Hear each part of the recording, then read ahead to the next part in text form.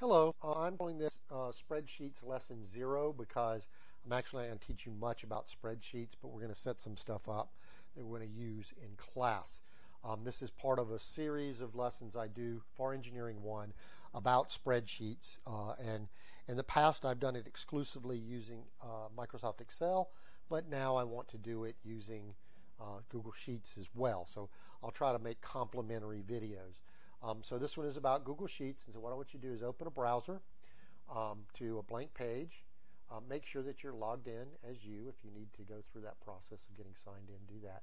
And then click the three dots and go to Sheets. Here, just choose a blank sheet, blank spreadsheet. And the first thing we're going to do is we're going to name it, and I want you to name it Spreadsheet Lessons, and then your first letter of your first name and your last name. Please call it exactly this.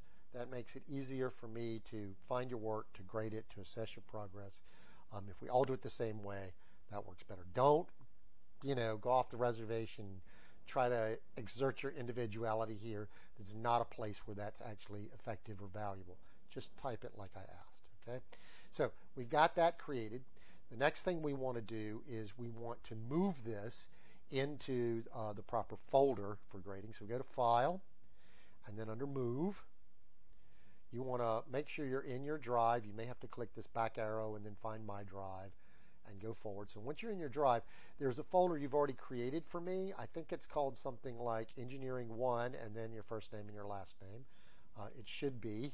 Again, that's one of those things where I ask everybody to do it the same way. So click this arrow to go into there. And now your folder shouldn't be empty. It should have some stuff in there. But then I want you to create a subfolder inside of there. So you click New Folder here.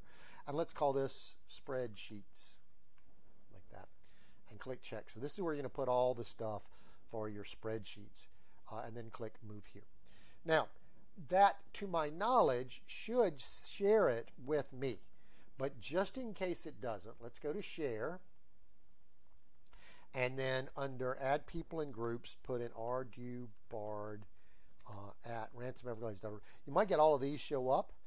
Definitely don't send it to the first one. I don't even know what this is. It's misspelled. I need to get in there and delete that thing at some point. This one down here, the Vex Robotics one, that's obviously something I use for Vex Robotics. Don't use it. The one you want is this one, the one with the exclamation point that says just rdubard. Select that. Please leave me as the editor. There are reasons for that I don't want to go into. You do not need to notify me. And then to click Share. I will not need to share it with myself, so I'm going to click Cancel here, but you should do that. And click Done when you're done. So this gets the raw file to me. Now I'm going to talk a little bit about basic spreadsheet stuff. Some of this is rudimentary, but you might not know it, so I'm going to go ahead and hit it just in case. First thing is these cells are kind of, this sheet's a little small for looking at. So I'm always going to go over here to the zoom. I'm going to zoom to 150 when I'm doing these lessons so that I can see what I'm doing. You don't have to, but if you ever want to kind of, look at it bigger or look at it much, much smaller, that's all you have to do is choose the proper setting there. So we'll go 150 for these lessons. So there's that. Next thing, each of these little boxes appears on what they call a sheet. You can have multiple sheets. They appear as tabs down here. We'll talk more about that in a minute. And then every sheet has cells in it. A cell is what we call one box. I've selected that box by clicking on it. I select that box by clicking on it. I can select multiple cells by clicking and holding in the middle of one and dragging diagonally or just straight down or just straight sideways. So you can select multiple cells at a time like that as well. By clicking elsewhere, it changes the selection. So pretty basic stuff. Clicking on here, you can see this particular cell has an identity that makes it unique on this sheet from all the other cells. And that identity is what we call the cell reference. If you look, this cell highlights here, it's in column C and highlighted here on row 4. Column C, row 4, we call this cell C4. When it's selected, that actually appears up here in what they call the name box. So this is cell C4. Likewise, this is cell B5. This is cell B1. I often start my spreadsheets at B2 or 3 or maybe even C3 sometimes.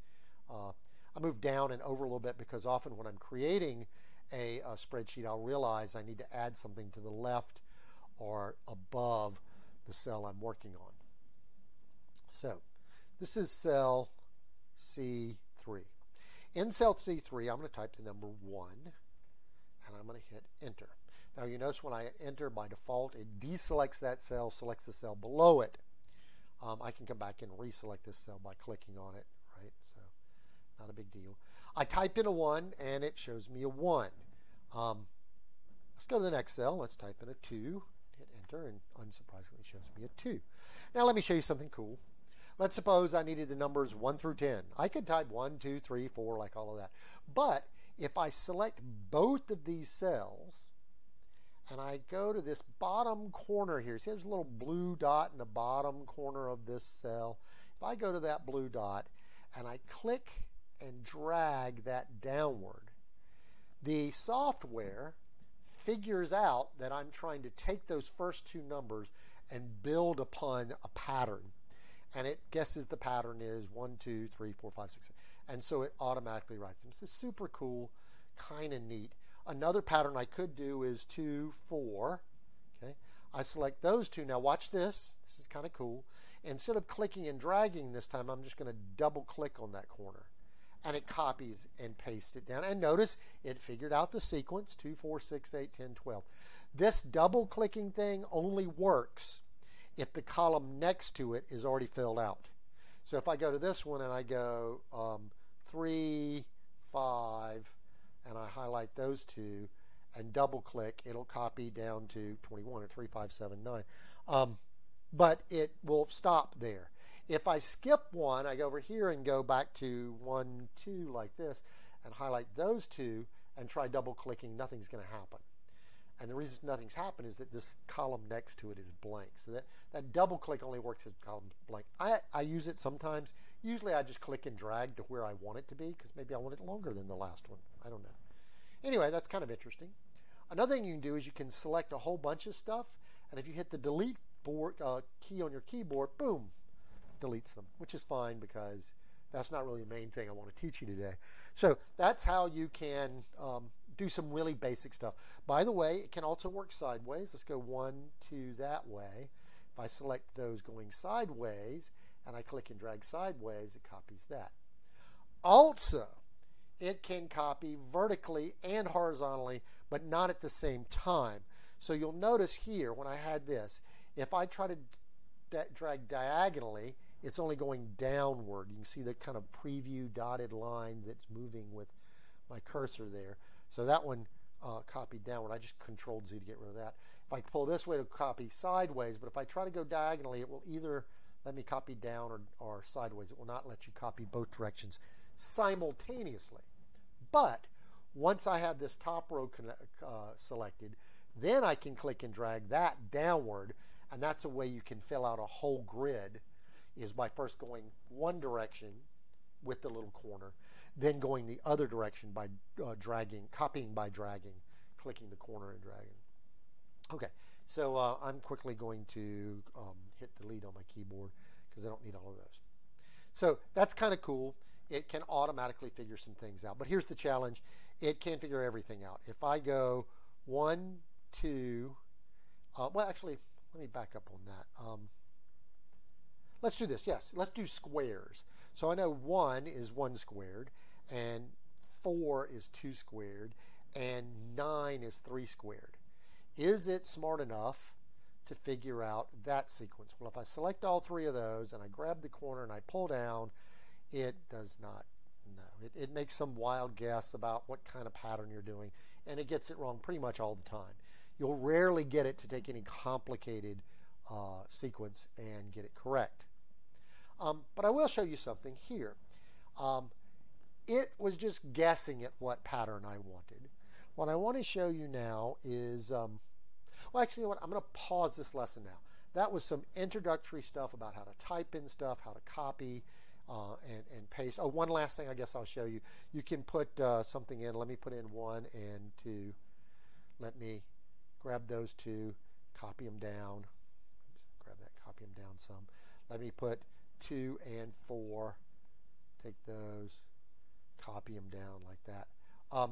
If I wanted to move these around, I can select them, and rather than grabbing that bottom corner and dragging it around, which we'll try to copy, what I'll do instead, oops, Control Z, what I'll do is I'll move my cursor more to the interior of the, I'm sorry, not the interior, on the boundary, yes, on the boundary. So it could be this right edge, the top edge, the left edge, or the bottom edge. If I move my cursor to that very edge and click and hold, now I can actually move the entire range around. So I can move this stuff up to A1 like that.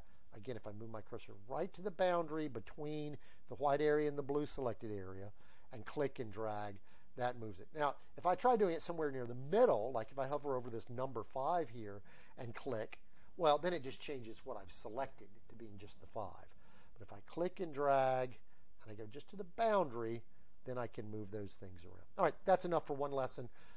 Basic stuff about how to navigate spreadsheets. I'll talk about the individual sheets down here in the next lesson. What I'd like you to do is you can just leave this as is. We're going to delete all of it in the next lesson. So that ends this lesson. Let's go on to the next one.